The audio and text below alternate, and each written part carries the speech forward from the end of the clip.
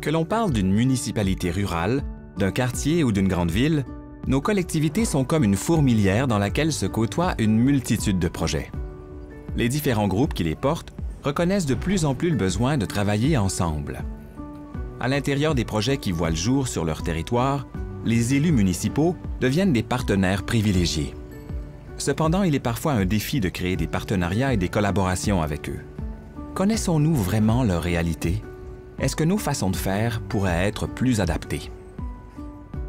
Les individus deviennent souvent des élus parce qu'ils désirent s'impliquer, travailler au bien des citoyens et citoyennes, faire avancer la municipalité et développer des projets et des façons de faire. Toutefois, un premier défi est l'acquisition de nouvelles compétences. Il faut donc une période d'adaptation, surtout dans un contexte où la municipalité gère des dossiers qui couvrent des secteurs d'activité de plus en plus larges. Un autre défi est sans doute le manque de temps. En plus d'occuper généralement un emploi en dehors de leurs responsabilités au conseil municipal, les tâches administratives sont très prenantes. Il leur est donc parfois difficile de conjuguer leur réalité avec des projets collectifs. Par contre, ils sont conscients des avantages à travailler en partenariat. Plusieurs clés existent pour pouvoir se démarquer auprès des élus. Une première clé est l'efficacité des contacts. Il peut être gagnant de tenir un premier contact téléphonique pour clarifier les attentes. De plus, plutôt que de participer à de nombreuses rencontres de réflexion sur une foule de sujets, les élus souhaitent être interpellés dans l'action, autour de projets concrets et bien définis. Dans ce contexte, une autre clé est la crédibilité. Il est primordial de bien se préparer aux différentes rencontres et de faire le plus possible avec le temps imparti.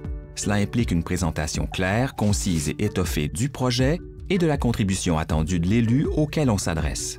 Une troisième clé est d'établir et maintenir des contacts privilégiés avec les élus les plus susceptibles d'être intéressés.